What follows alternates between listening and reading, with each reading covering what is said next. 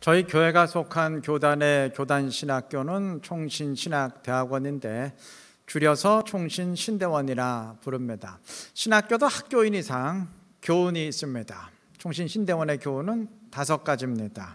신자가 되라, 학자가 되라, 성자가 되라, 전도자가 되라, 목회자가 되라입니다. 왜 그런지 제가 정확한 이유는 모르겠는데 장로교 교단신학교들의 교훈은 아예 똑같거나 아주 비슷합니다. 그러니까 장로의 신학대학교 통합직의 장신대도 교훈이 이 5가지로 글자는 안 틀리고 똑같아요. 다른 신학교들도 교훈이 똑같거나 약간 다른 정도입니다. 약간 다른 교훈을 지닌 신학교들의 경우 인간이 되라 또는 참 사람이 되라 이런 항목이 추가된 경우가 많습니다. 이해가 됩니다. 저도 신학교 다니던 시절 그 교문 입구에 돌비에 새겨진 교훈 보면서 인간이 되라는 항목이 추가되어야 되겠다 라는 생각을 종종 했었으니까요. 신자가 되고 학자가 되고 전도자가 되고 목사가 되기 전에 먼저 인간이 되어야 하지 않겠나. 성자가 되자고 그러는데 성자까지는 못 돼도 최소한 그래도 인간은 되어야 하지 않겠나 라는 생각을 당시에 하는 사람들이 많았었고 아마 지금은 훨씬 더 많을 겁니다. 사실 인간이 되라는 말은 전혀 할 필요가 없는 말입니다. 사람인데 인간이 아닌 경우는 절대 있을 수가 없기 때문입니다. 그럼에도 인간이 되라는 말이 빈번히 사용되는 것은 인간이라면 최소한 이 정도는 되어야 하지 않겠나라는 기대치가 있다는 의미예요. 아이고 저건 인간도 아니야, 저 언제 인간 되려나 등등의 말은 그 기대치에 훨씬 미치지 못한다는 의미 아니겠습니까? 남보다 공부를 좀 못한다고 해서 언제 인간 되려나 그런 비난 받지 않습니다. 남보다 좀 가난하고 능력이 부족하다고 해서 그런 비난 받지 않습니다. 하지만 파렴치하거나 몰상식하다면, 즉 지극히 비양심적이라면 그런 비난 받게 됩니다. 즉 인간답지 못하다는 것은 한마디로 지극히 비양심적이라는 말입니다. 바꿔 말하면 인간답다는 것은 선한 양심의 모습을 지녔다는 의미가 될 것입니다. 아마 지금까지 신앙생활 하시면서 그리스도인이 되어야 된다, 하나님의 자녀가 되어야 된다, 또는 그리스도인다운 그리스도인이 되어야 한다, 이런 말은 숱하게 들어보셨어도 인간이 되어야 한다는 말은 세상에서는 늘 듣는 말이지만 교회에서는 별로 듣지 못하셨을 겁니다. 그건 윤리 도덕적인 항목이지 신앙의 본질은 아니다라고 여기기 때문입니다. 잘못입니다. 근본적인 오해입니다. 인간답게 되어야 한다는 것, 선한 양심대로 살아야 된다는 것은 성경의 냉엄한 명령입니다. 갈라디아서는 율법의 행위가 아니라 믿음으로 구원받는다고 가장 강력하게 선포하는 성경이지만 후반부에 가면 그 어떤 성경보다도 선한 삶을 강조합니다. 사랑으로 서로 종노릇하고 이웃을 사랑하고 원수 맺는 것 하지 말고 분쟁 시기 등을 피하고 사랑과 희락과 화평의 열매를 맺고 등등, 이거 따지고 보면 전부 선한 삶을 살라는 말 아니겠습니까? 로마서도 12장과 13장에서 위로하고 구제하고 긍휼을 베풀고 선으로 악을 이기고 형제 사랑하고 이웃 사랑하고 등등 선한 모습을 지닐 것을 명령합니다. 에베소서는 4장 24절에서 새 사람을 입을 것을 명하면서 바로 이어서 25절부터 거짓을 버리고 선한 말하고 어려운 자 돕고 친절하고 자비를 베풀고 등등을 명령합니다. 그것이 새 사람이 된 증거라는 선포입니다. 하나님의 말씀은 1.1획도 없어지지 않는다 하셨는데 그냥 무시해 버리기에는 선한 삶을 강조하는 말씀들이 너무나 많습니다. 더 중요한 것은 이것이 단지 선한 삶을 강조하는 말씀이 많다, 뭐 이러한 차원으로 끝나는 게 아니라는 사실이에요. 성경은 선한 삶을 살지 않는 사람의 구원을 절대 인정하지 않습니다. 선한 삶을 살지 않는데 구원받은 자녀다, 절대 있을 수 없다 부정합니다. 로마서는 1장과 2장에서 유대인과 이방인 모두가 구원에 이르지 못할 죄인임을 고발합니다. 먼저 1장에서 이방인들의 죄를 열거하면서 그들의 죄인됨을 지적한 뒤에 이어서 2장에서는 이방인을 멸시하는 유대인들 역시 이방인과 똑같은 죄를 짓는 죄인임을 고발합니다. 그리고 결론적으로 2장 6절에서 하나님께서 각 사람에게 그 행한 대로 보응하시되 라고 선포하면서 다음 7절과 8절에서 참고 선을 행하여 영광과 존귀를 구하는 자에게는 영생으로 하시고, 8절 당을 지어 불의를 따르는 자에게는 진노와 분노로 하시리라 선포했어요. 영생의 구원과 진노의 심판으로 나뉜다는 말이죠. 자, 그런데 1장 29절 이하의 내용처럼 이방인들이 고발당한 악의 내용을 보면 불의, 추악, 탐욕, 시기, 악독, 비방, 살인, 부모를 거역함 등등 모두 선한 양심과 어긋나는 내용들입니다. 2장은 1절부터 유대인들을 향해 내가 같은 일을 행함이니라 고발했으니 유대인들도 이와 똑같은 일을 행한다는 말인데, 방금 언급한 것처럼 성경은 그러한 자들은 영생의 구원에 절대 이르지 못하고 진노의 심판에 이르게 된다고 분명히 선포했습니다. 자, 그럼 교리적으로 이러한 질문이 대두될 수 있겠죠. 아니, 그럼 선한 삶을 살지 못하는 사람에게 구원이 없다면 그럼 뭐 선하게만 살면 뭐 구원이 있다는 말인가요? 그럼 뭐 굳이 뭐 예수 믿을 필요 없이 선하면 되겠네요? 뭐 이렇게 반문하실지 모르겠는데 당연히 그건 아니겠죠. 예수를 믿고 영접하고 섬기는 일이 뭐 당연히 전제되어 있는 거죠. 그런데도 성경은 그 내용 다 빼버리고 선한 삶을 사는 것만 기준으로 제시했습니다. 그 이유는 지금 유대인과 이방인이 똑같이 죄인이다 라는 것을 강조하려고 하기 때문이에요. 똑같다는 것을 강조하려면 똑같은 기준과 잣대로 평가해야 되지 않습니까? 뭐 서로 다른 기준을 적용할 수는 없는 거잖아요. 이방인은 여호와 하나님 자체를 모르기 때문에 그들에게서 하나님을 믿고 섬기고 예배하는 일은 애초에 기대하기가 힘들어요. 그래서 그들에게 불리한 내용을 다 빼버리고 지금 유대인과 이방인을 선한 삶이라는 똑같은 기준으로 평가를 한 것입니다. 중요한 게 있어요. 이렇게 기준을 일원화시킴으로써 선한 삶으로만 평가를 했는데 그렇게 평가해도 아무 문제가 없다는 사실에 그것으로 평가해도 정확한 평가가 된다는 사실입니다. 왜냐하면 진정한 하나님의 자녀라면 선한 삶의 모습을 지닐 수밖에 없기 때문입니다. 물론 선하게 산다고 그것이 곧 하나님의 구원받은 자녀는 아니겠지만, 그러나 하나님의 자녀라면 반드시 선한 삶을 살 수밖에 없습니다. 다시 말해서 진정한 그리스도인인데 인간답지 못한 사람, 먼저 인간부터 되어야 할 사람은 절대 있을 수가 없다는 말입니다. 만약 그렇다면 그 사람은 가짜란 얘기예요. 진짜 그리스도인이 아니라는 말입니다. 그러한 이유에서 성경은 선한 삶을 살지 않는 사람들은, 선한 양심에 어긋나는 사람들은 절대 구원받은 백성이 아니다 단호하게 선포를 한 것입니다. 여러분, 우리 그리스도인들은 선한 양심의 삶을 절대 무시할 수 없는 사람들입니다. 세상 사람들에겐 그게 윤리 도덕일지 몰라도 우리에게는 하나님의 말씀입니다.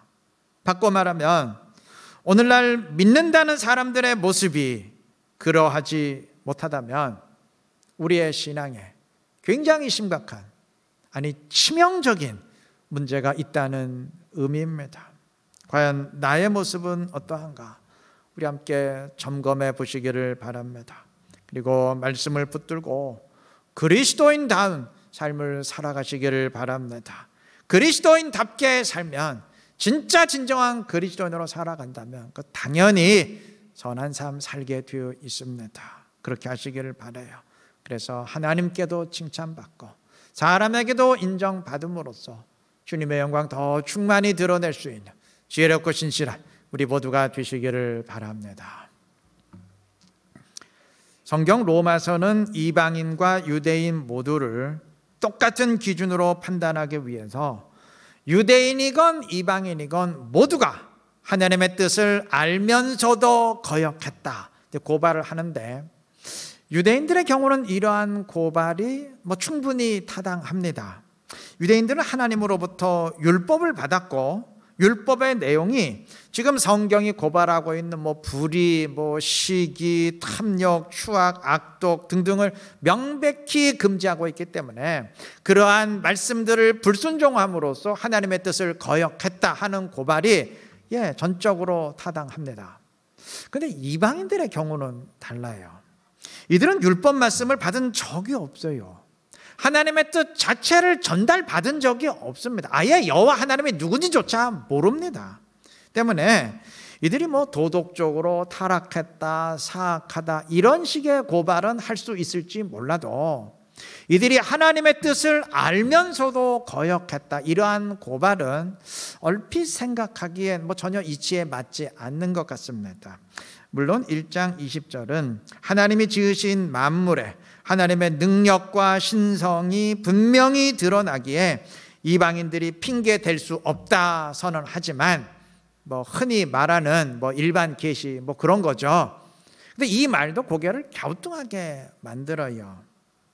하나님이 창조하신 자연 만물인 하늘, 바다, 땅, 산, 별 등등을 보면서 여러분들 하나님의 뜻이 파악이 되나요?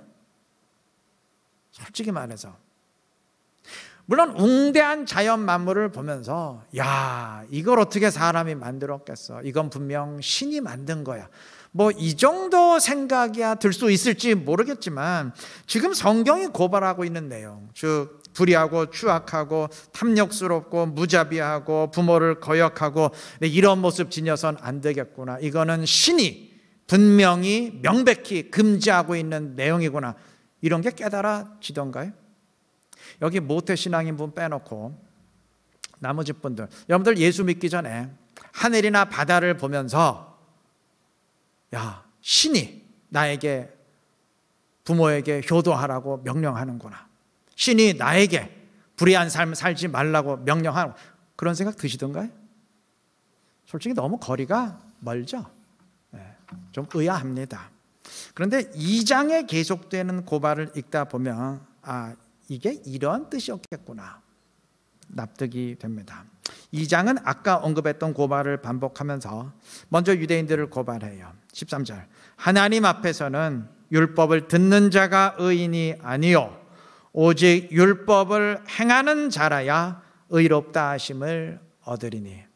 그리고 이어서 다음 14절부터는 율법이 없는 이방인들을 향해 똑같은 기준을 들이댑니다.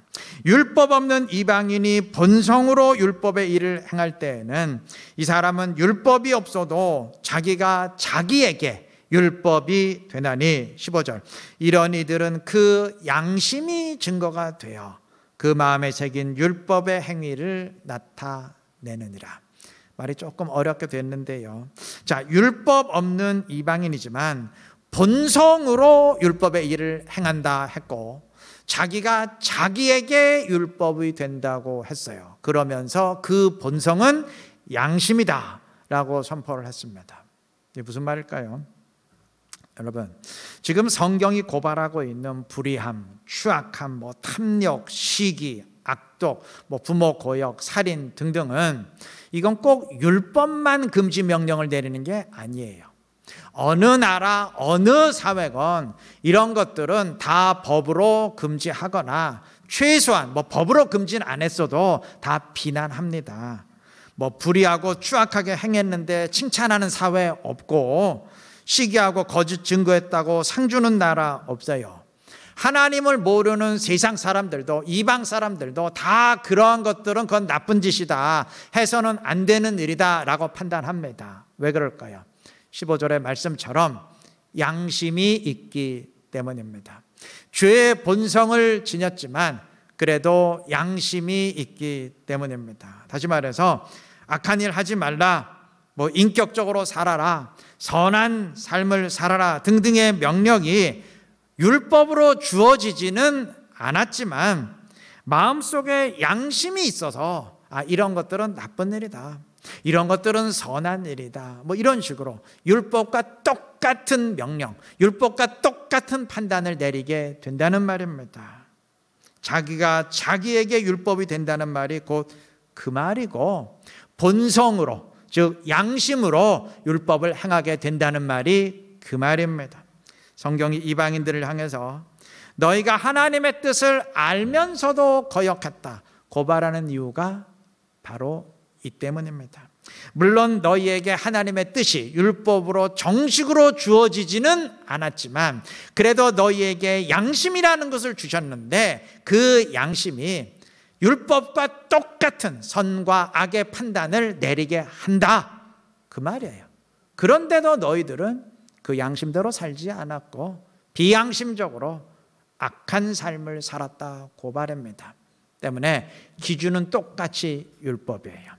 유대인도 율법대로 하지 않았고 이방인도 율법대로 하지 않았어요. 차이가 있다면 이방인에게는 율법이 정식으로 주어졌고 유대인에게는 율법이 정식적으로 주어졌고 이방인에게는 율법이 정식으로 주어지진 않았지만 양심을 통해서 율법과 똑같은 선과 악의 판단을 할 수 있는 능력이 주어졌다, 그 차이만 있을 뿐입니다. 자, 그러면 13절에서 유대인을 고발하면서 하나님 앞에서는 율법을 듣는 자가 의인이 아니요 오직 율법을 행하는 자라야 의롭다 하심을 얻으리니 라고 선포할 때 율법이 무엇이겠어요? 이방인도 본성으로 율법을 행할 수 있고 자기가 자기에게 율법이 된다고 할 때 율법이겠죠. 즉 세상의 이방인들에게도 양심을 통해 들려지지만 유대인들에게는 특별히 하나님이 그것을 법으로 주신 율법을 말하겠죠. 13절은 그 율법을 행하는 자가 의롭다함 받는다 선포했습니다. 그리스도인만의 독특한 예배, 기도 등을 언급하는 대신 그 율법을 행하는 자, 다시 말해서 선한 양심의 삶을 사는 자가 구원받는다고 선포했다는 말입니다. 이유는 아까 말씀드린 바와 같아요. 진정한 그리스도인으로서 예배하고 기도하는 성도라면 당연히 선한 양심의 삶을 살아가기 때문입니다. 그게 아니라면 가짜이기 때문입니다. 가짜가 구원과 상관이 없다는데 그거 당연한 말 아니겠습니까? 우리는 율법을 아주 낡아빠진 고루한 것으로 여기는 경향이 있는데 그렇지 않습니다. 주님은 율법을 폐지하지 않으셨어요. 물론 주님이 폐지하신 율법이 있습니다. 구분해야 됩니다. 폐지하신 율법이 뭔가요? 구약 이스라엘만의 독특한 의식과 규칙들, 예를 들어서 음식법, 안식일법, 정결법, 또 성전 제사 의식 등등 이러한 것들은 주님이 사역하실 때부터 부딪히셨고 다 폐지시켰어요. 그러한 것들은 이미 유효기간이 끝난 구시대의 낡은 것들입니다. 그러한 율법의 행위로는 구원이 이제 없습니다. 그건 분명하죠. 그러나 선한 양심의 소리와 일치하는 내용들은 주님 폐지하지 않으셨어요. 오히려 그 반대입니다. 주님은 그 내용을 다시 한번 반복하시면서 그것을 주님을 따르는 자들의 증표로 강조하셨습니다. 주님은 온 율법을 하나님 사랑과 이웃 사랑으로 요약하셨습니다. 그래서 갈라디아서 5장 14절도 온 율법은 내 이웃 사랑하기를 내 자신같이 하라 하신 한 말씀에서 이루어졌나니 강조하고, 로마서 역시 13장 9절에서 간음하지 말라, 살인하지 말라, 도둑질하지 말라, 탐내지 말라 한 것과 그 외에 다른 계명이 있을지라도 내 이웃을 내 자신과 같이 사랑하라 하신 그 말씀 가운데 다 들었느니라 선포했습니다. 그리고 주님은 그러한 사랑을, 율법을 요약한 사랑을 우리에게 계명으로 주셨습니다. 요한복음 13장 34절, 새 계명을 너희에게 주노니 서로 사랑하라. 내가 너희를 사랑한 것 같이 서로 사랑하라. 여러분, 여기서 계명이라는 말에 우리가 정신 바짝 차려야 됩니다. 집중해야 됩니다. 당시까지 사람들은 하나님의 계명을 지킴으로써 내가 하나님의 백성이다 하는 것을 확인하고 증명했어요. 그런데 주님은 새 계명을 주셨습니다. 이제부터는 이것을 지킴을 통해서 나를 따르는 자들임을 확인하고 하나님의 백성됨을 증명하라는 의미입니다. 그래서 주님은 새 계명을 말씀하신 뒤에 바로 이어서 선포하십니다. 35절, 너희가 서로 사랑하면, 즉 새 계명대로 하면 이로써 모든 사람이 너희가 내 제자인 줄 알리라. 새 계명대로 사랑하는 것이 제자의 증표이고 그리스도인의 증표라는 말입니다. 이거 바꿔 말하면 어떻게 되나요?